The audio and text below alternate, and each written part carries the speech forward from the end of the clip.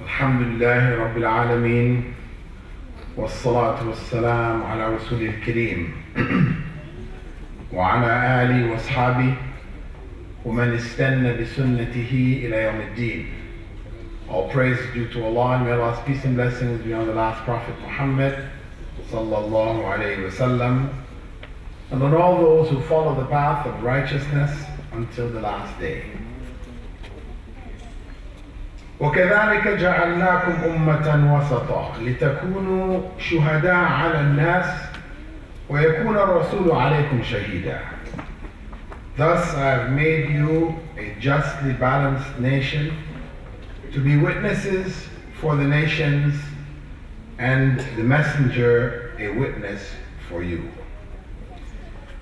This verse identifies one of the unique characteristics of Islam, in that all religions call to good. They encourage people to avoid evil. They're basically there's a common thread which they all share. However, when you look into the various religions, you will see imbalance. Imbalance in one way or another. And it is only Islam that maintains that balance, justice, not going to one extreme or to another. Islam has this unique characteristic. And this is fundamentally what Islam has to offer the world today. Because we have no technology.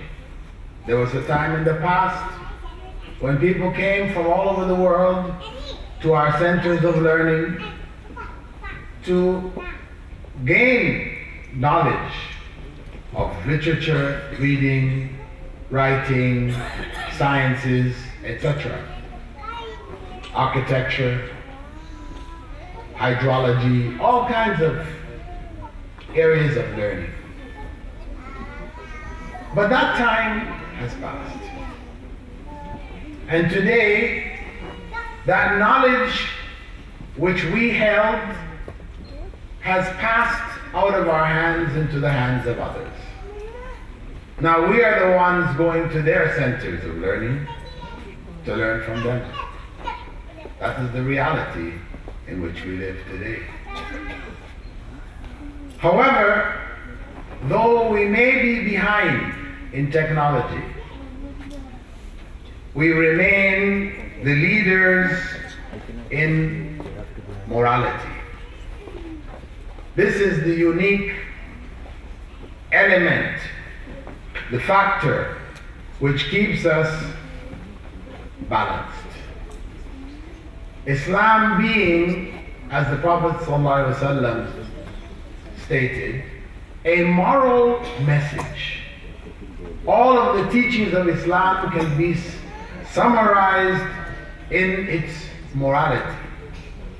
When he said, إِنَّمَا بُعِثْتُ لِأُتَمِّمَ مَكَارِمَ الْأَخْلَاقِ, I was sent only to you in order to identify for you, to bring to you the highest of moral character traits, morality.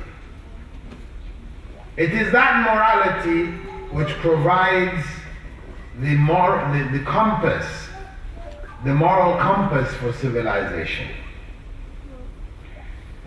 And it is found throughout its teachings. Islam encourages us on all of the levels in which we live not to go to extremes. Whether it is with regards to our relationship with Allah or our relationship with other human beings, or with the world in which we live, the environment, the world in which we live. So there are moral messages which address, well, today our civilization is dominated by Western civilization and its values. Those values are focused in materialism. We educate ourselves in order for us to benefit in the dunya, to get as much wealth as we can amass. That becomes the driving force. And we utilize that wealth in extravagant ways. We waste so much of that wealth. So Allah warns us in the Quran, إِنَّ الْمُبَذِّرِينَ كَانُوا إِخْوَانَ الشَّيَاطِينَ وَكَانَ الشَّيْطَانُ لِرَبِّهِ كَفُورًا. Indeed, those who are extravagant are brethren of the devils, and the devil was a disbeliever in his Lord. So we are encouraged to avoid the excesses connected with the material world, how we use it. He gave us all kinds of pointers in terms of how we build our homes, our buildings, our masjids, etc. He warned us away from extravagance, decorating buildings, decorating masjids. Of course, we have gone way away from those guidelines. So masjids now are filled with all kinds of decorations. You come into the masjid, you're looking at all of these things, the writings on the wall and the carvings and the this, that. It's art. You say it's art. But this is not the masjid that the Prophet ﷺ encouraged us to build. He used to get rid of clothing which had lines and things on it, so whilst he was making salah, it caught his eye. So he got rid of it. Because he didn't want to be distracted in salah. But the way we are building our buildings now, so many distractions. And this extravagance, it's cost. Well, the kind of money people spend on a dome, the cost of the dome, and the minaret. Minaret, huge minaret. Okay, there was a time when we needed that minaret to carry the voice of the muazzin. Now we have PA systems. You can sit with just a pole and a speaker and do the same thing. You don't need all of that. But we still spend huge amounts of money in the building of masjid, wasting money. In the entrance, beautiful, we love the designs and all these kinds of things, but really it is not in keeping with the spirit of Islam. That spirit of moderation. We use that wealth well. How can we have people starving in our societies and then we're building these huge edifices?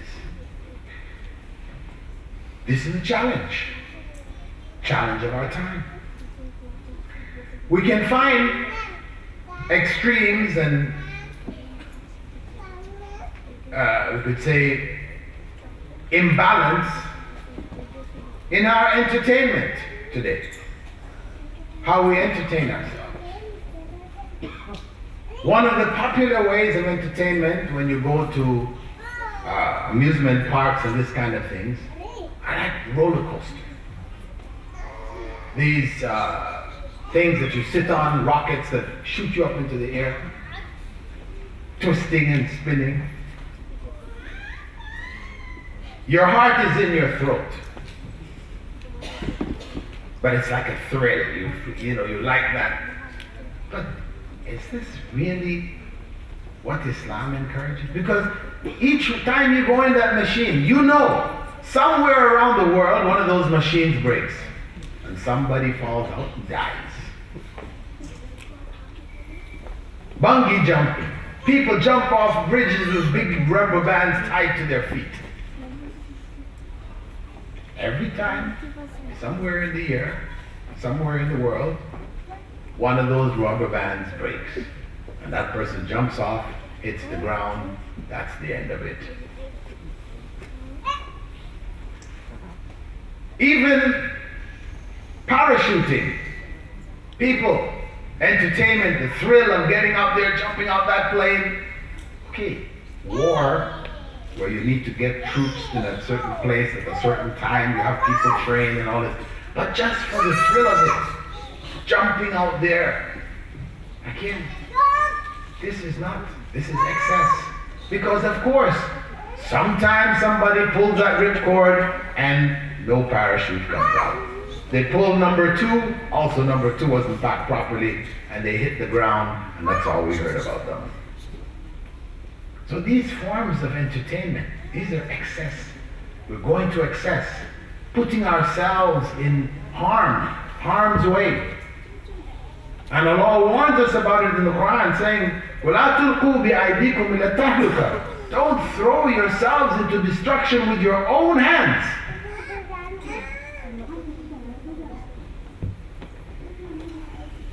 Hobbies. Mountain climbing. Every year people are climbing up Mount Everest. And of course from the Arab world, from the Muslim world, you know, the first few that got up there, they put their flag and, you know, yay, Muslims finally climbed to the top of Mount Everest. So what? What is the point? You know, how many people die in that climb every year? Imagine climbing up there, that avalanche hits you, and you wake up on the day of judgment standing before Allah. What are you going to say? So these kind of excesses, Islam says, you know, your life has more value than that. It's not about just the thrill of riding a roller coaster or climbing a mountain. So the issue of excesses exists in all areas of our lives. It exists also in the weddings, the walimas, the aqiqahs. People spend huge amounts of money on weddings, taking it into 5-star hotels and all kinds of money, food wasted, thrown. These are hateful in the sight of Allah.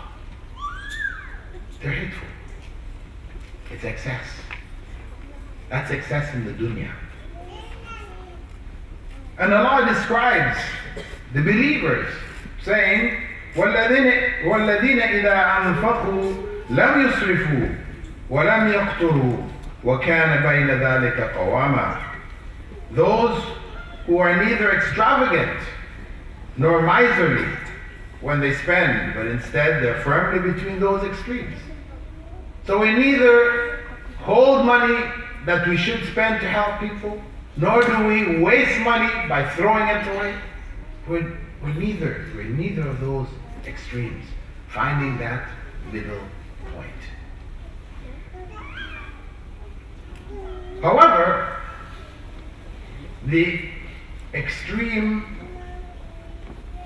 imbalance in religion is even more serious. Because religion is the most important thing in our lives. So when we go off, when we go to extremes in religion, this is the most dangerous area that we could be in excess. Allah tells us in the Quran, addressing the people of the book, but addressing them for us to reflect. He said, قُلْ يَا أَهْلَ الْكِتَابِ لَا تَغْلُوا فِي دِينِكُمْ غَيْرَ الْحَقِّ. Say, O people of the scripture, do not exceed the bounds of what is proper in your religion. by believing in falsehood. Al-ghulu fi ad-din. Prophet Muhammad warned us, Iyyakum wal-ghulu fi ad-din. Beware of excessiveness in religion, for surely those before you perished due to excessiveness in religion. And that excess may enter into issues of aqidah, how we conceive Allah and human beings, where Prophet Muhammad ﷺ had warned us about not taking our love for him, which is part of our faith, our love for him to excess like what the Christians did before. He said, لا تطروني كما أطرتت النصارى ابن مريم فإنما أنا عبده فقولوا عبد الله ورسوله. Do not exaggerate in praising me as the Christians did to the son of Mary, for I am only a slave, so call me instead the slave of Allah and his messenger. Instead, we have gone to extremes. Instead of maintaining that humility, that humbleness, that balance that the Prophet ﷺ displayed in such statements, or that Allah identified in the Quran itself, telling him to say, قُلْ إِنَّمَا أَنَا بَشَرٌ مِثْلُكُمْ يُوحَى إِلَيَّ أَنَّمَا إِلَهُكُمْ إِلَهٌ وَاحِدٌ. Say, I'm only a human being like you. The only difference is that it has been revealed to me. Revelation came to me concerning the oneness of Allah, that Allah is only a unique one. As the Christians went to extremes and ended up making Prophet Isa God, the Son of God, who is God, worshipped as God, whose mother is called the Mother of God, worshipped also. We find Muslims reaching a stage quite similar. And Prophet Muhammad ﷺ had warned us that we should not follow the way of the people before us. Handspan by handspan, arm's length by arm's length, until we enter into a lizard's hole following them. He warned us that it's going to happen.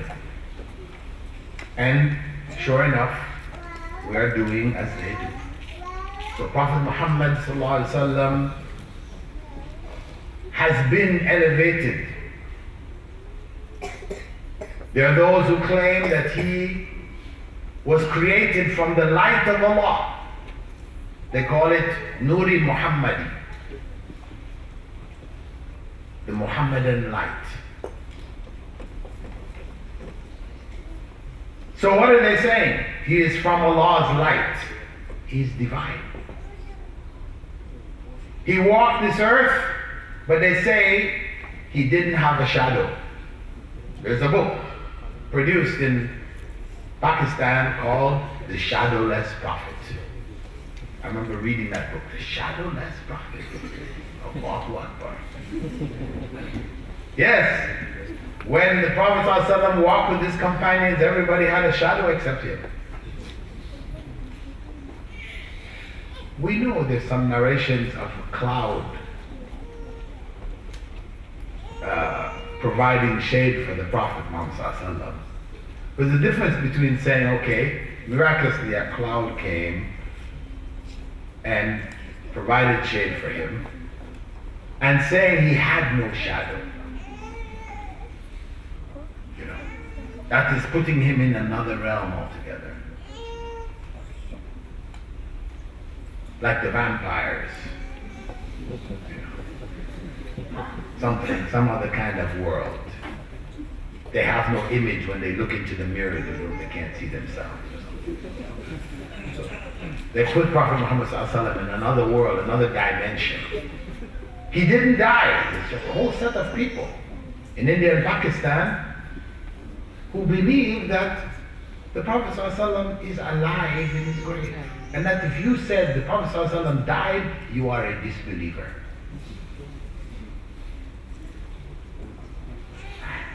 How extreme can you get? So what are they saying? When Umar ibn al-Khattab, when the Prophet ﷺ had died, Umar ibn al-Khattab had gone, actually he realized the Prophet ﷺ was dead, but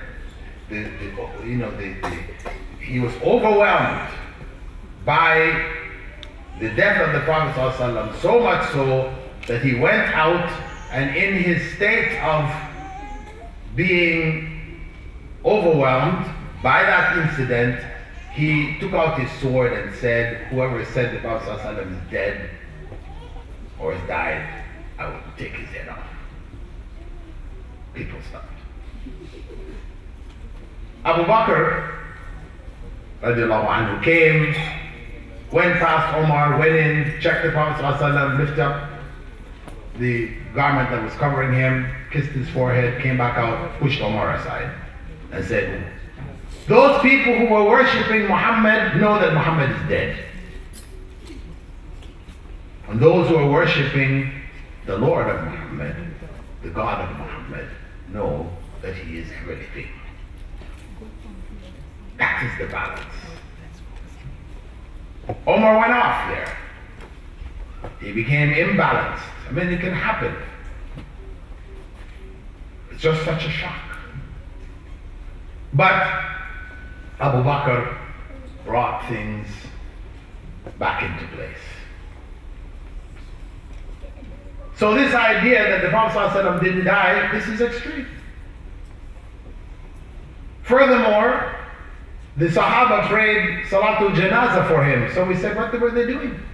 If the Prophet ﷺ was alive, what were they praying Salatul Janazah for? We pray Salatul Janazah for who? The dead. It's not for the living.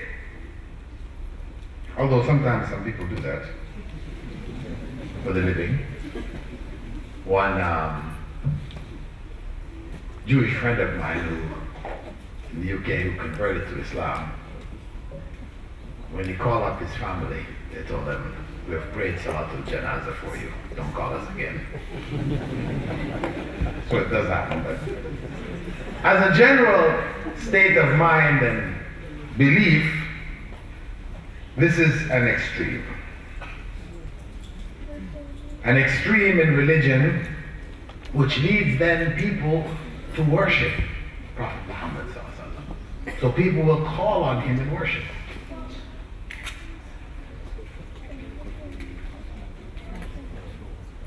But the Islam, the religion of Islam, it actually calls to the opposite.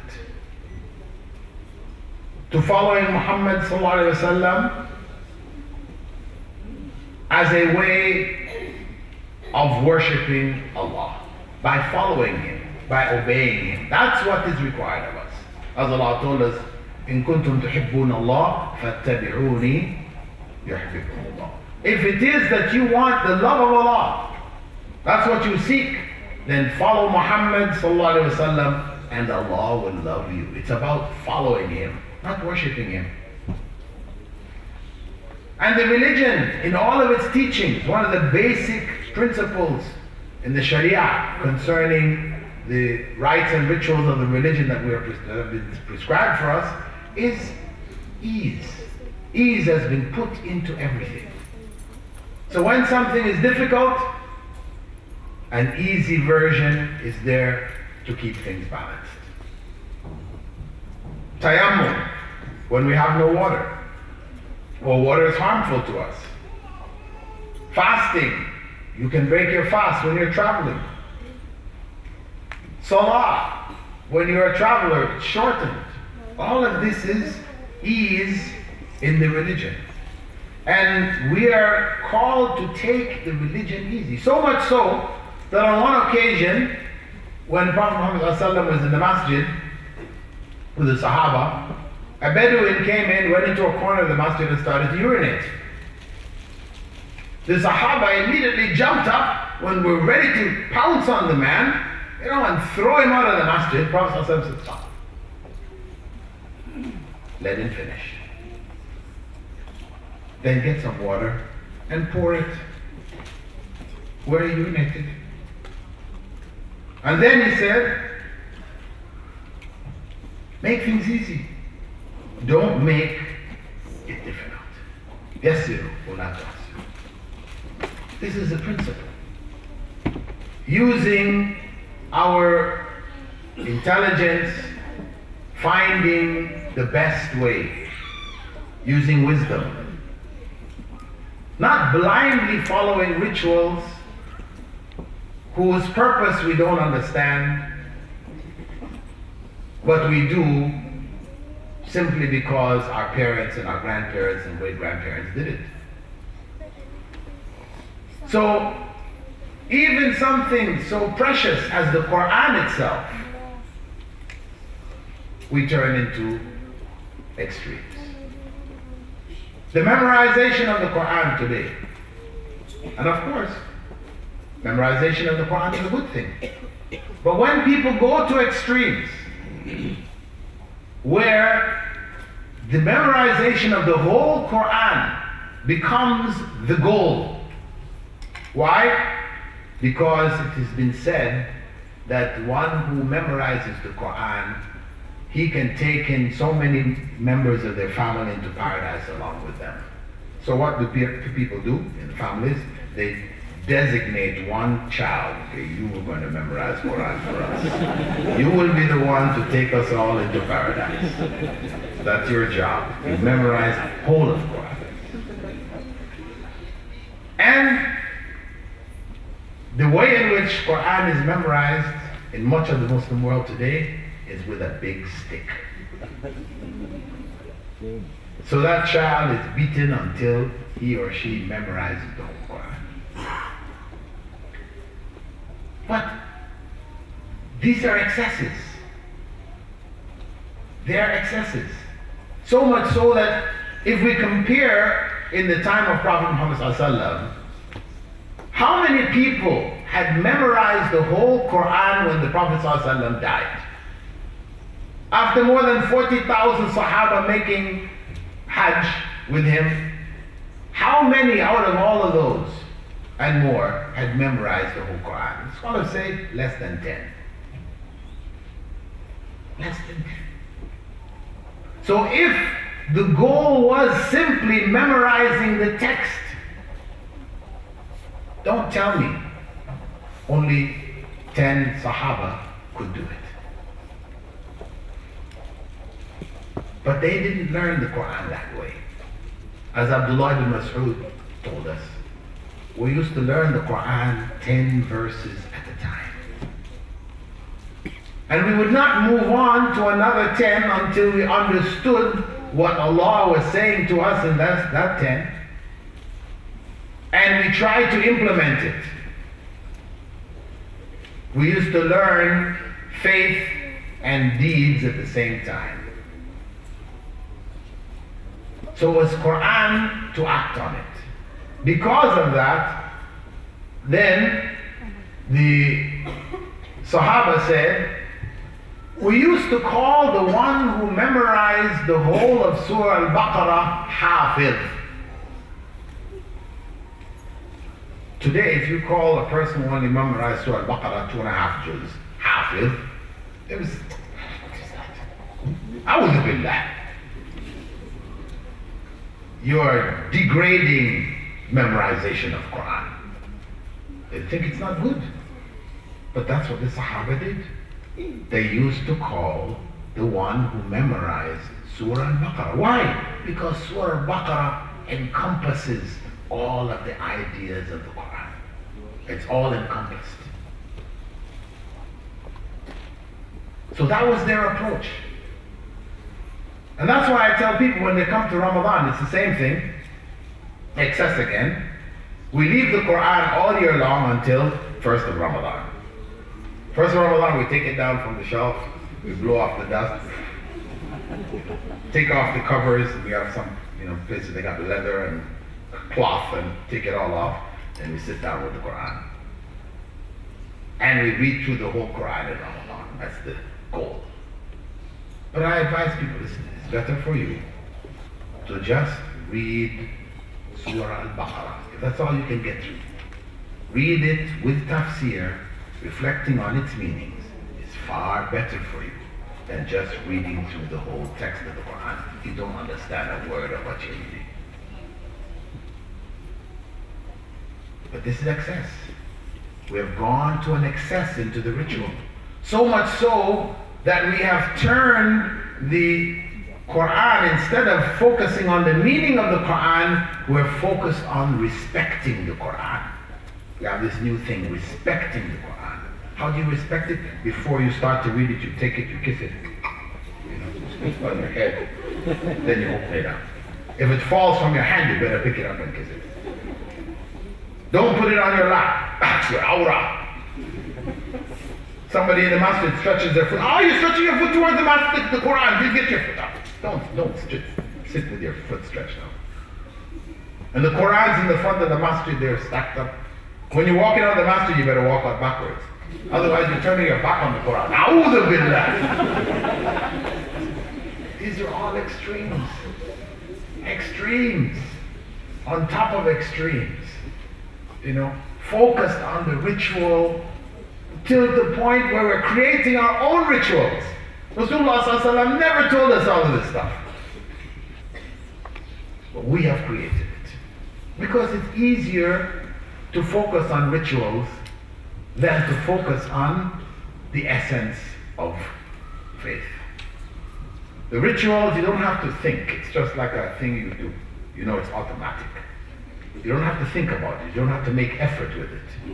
So we've taken this easy route, but in the process, we have ended up off the path. On the other hand, some of us will go to extremes in doing things of the religion, which are the actual things of the religion, but taking them to excesses on the other side. Doing too much instead of doing too little. And the Prophet ﷺ, of course, many hadiths, I'm sure you all heard them already, about the people who came and said they were going to fast every day, they're going to stay up every night in prayer, they're not going to get married. The Prophet ﷺ said, don't do it. I fast, I break my fast. I stay up at night in prayer and I sleep. And I get married. So whoever doesn't like this sunnah of mine, this moderate sunnah of mine, then you're not a true follower of mine. وَمَنْ رَغِبَ عَنْ سُنَّتِي فَلَيْسَ مِنِّي. So even in goodness, we can go to extremes. Also, when we consider even more recent events in the Muslim world, and we see in the news Boko Haram, ISIS, Abu Sayyaf. If you haven't heard about Abu Sayyaf, they were in the Philippines chopping off tourists' heads and Americans. This is another set of extremes. Of course, what's all behind it? The powers that be, it is in their interest to create such groups, fuel such groups, promote such groups, in order to distort the image of Islam. And the more and more we see them, we think to ourselves, where are we headed? It's like we're losing our way completely. Actually, it is a sign that Islam is on the rise. Because the stronger that Muslims awaken to Islam, the stronger that awakening is, the stronger the forces that seek to suppress it will act. So these are actually good signs, though they're not good in the sense that they distort the image of Islam, they hurt us in different ways, but in the overall sense, they are a sign that good is taking place. And no matter what they do, the evil turns to good, produces good, which they didn't plan. So we should beware of such groups. They come up in all of our countries. One of the basic principles to keep in mind regarding them is the nature of their da'wah. If their da'wah is to, whenever you see da'wah which calls to hatred of Muslims, know that it is an evil da'wah. A da'wah which calls you to kill other Muslims, to slaughter other Muslims. Of course, you're going to declare them disbelievers first, and then you slaughter them. That kind of da'wah is an evil da'wah. Beware of it. And our only defense, ultimately, is to know Islam, to know what true Islam is. Because that is our protection. Without that knowledge, then it is an open season against us. Also, we have within our own ranks fanatical movements, madhabs, where people turn madhabs into different religions. The madhabs, for about 700 years, from the 12th century all the way up until the 20th century, the madhabs had become like different religions. So much so that around the Kaaba, when the time for Salah came, the Imam, who was a Shafi'i Imam, would stand under a structure which was built around the Kaaba called Maqam Shafi'i. And all the Shafi'is who were making tawaf would then line up behind him and pray. When he was finished, then the Hanafi Imam would stand under another structure called Maqam Hanafi. And Hanafis would pray behind him. And so also for Malikis and for Hanbali's. So we had 4 different prayers going on around the Kaaba. Is that Islam? Is that the Islam which was brought by Prophet Muhammad sallallahu alaihi wasallam? No. That is madhab fanaticism. So much so that during that period, it was ruled by scholars of the Hanafi madhab that it was impermissible, haram, for a Hanafi to marry a Shafi'i. Something just unthinkable. Now you say, what? No, he's making it up. Not true. Can't be. It is the truth. For hundreds of years. Eventually the ruling was overturned, but it stood for hundreds and hundreds of years. Hanafis could not marry Shafi'i. They could marry Christians. Because Allah said in the Qur'an, you can marry the people of the book. They could marry Christians and Jews, and they couldn't marry a Shafi'i. This is extremism. This is a ghulu fi din, to reach that point. And it has its remnants amongst us, though maybe we don't see it as bad as that. It still remains amongst us. We have, even amongst those who are awakening to Islam in our times, some who basically take the position that it's only our way and our scholars. If you don't do whatever we do and follow our scholars, then you're off. You said I'm following Quran and Sunnah, but because you follow the scholars that you're following are not ones who are agreed on by our scholars. Or maybe they never even said anything, but they're just different scholars. Automatically you're ruled as being off. This is fanaticism. And in organizations, Islamic organizations, we have Islamic organizations that end up into secret societies where they have secret meetings. They plot and they plan.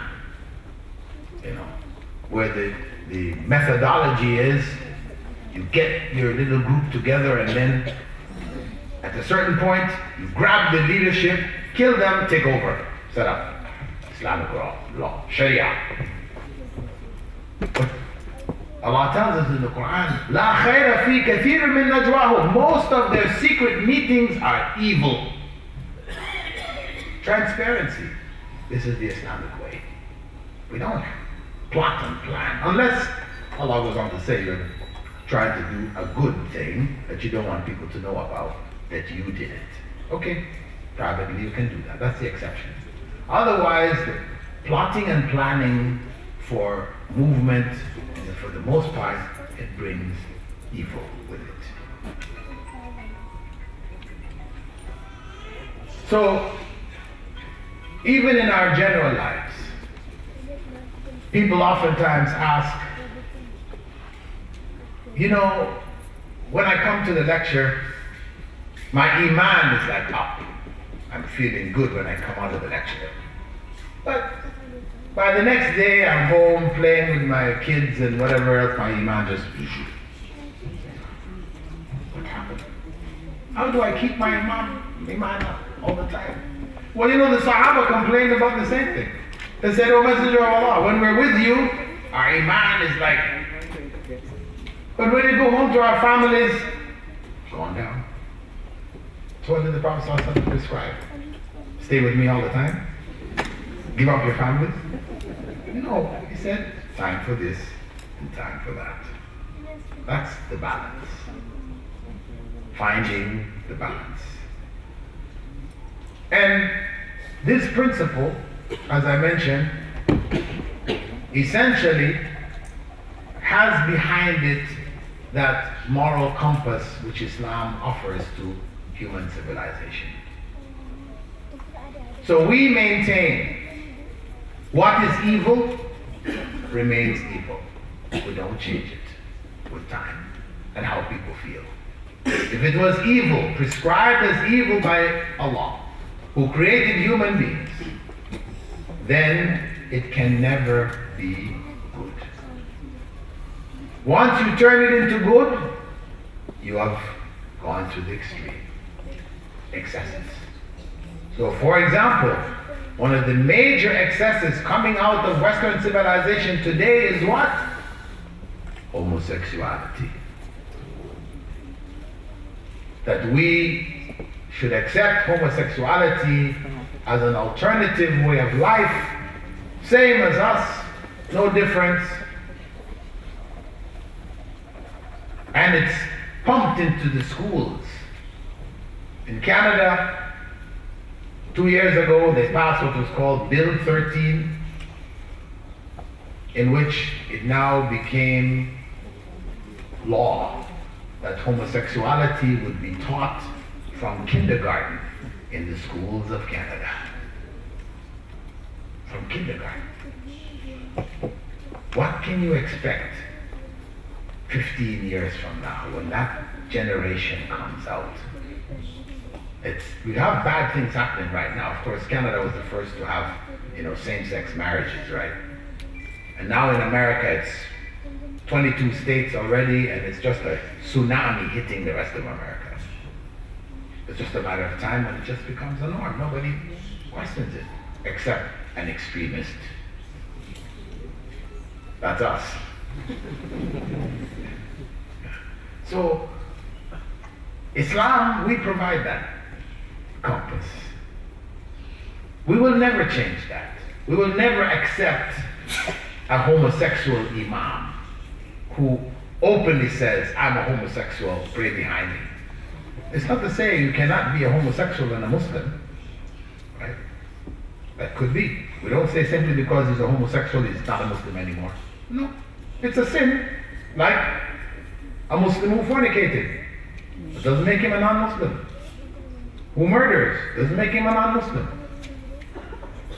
But for him to announce, I'm a homosexual, this is a homosexual masjid, we have that now in America. Have it in Toronto also. Homosexual masjids. Of course, usually it's not built up. Right now they're praying in, churches. They'll give them a spot. But they declared it homosexual masjid. Time will come when they will build one. It's just a matter of time. Not in the Muslim world, but in that world, yes. It will be supported and promoted. So this is the challenge that faces us.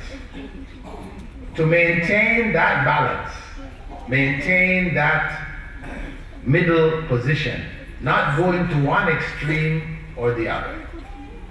There are many people around the world who respect that position if we stay firm, we are open about our positions. This in itself is da'wah.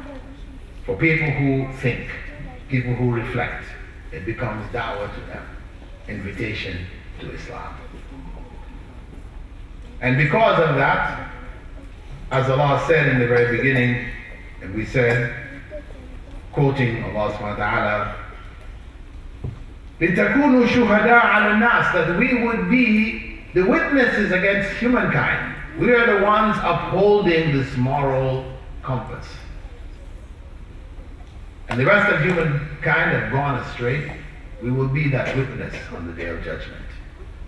By us standing firm, people who remain on the fitrah, they will have an option. Yes, there is another way. This makes more sense. We will remain until the last day. And the Prophet ﷺ is the witness against us, that he told us, didn't I convey the message to you? Yes, we received it. So, this lecture talks about maintaining the balance with Islam as a whole. We need to take these general principles and make it real in our personal lives. Finding the balance. So as a father, there's a balance that you have to find. As a husband, there's a balance. As a wife, there's a balance. As children, there are balances. We need to find and maintain the balance. As long as we maintain that balance, then the family is healthy. And it's the teachings of Islam which guide us to understanding that balance.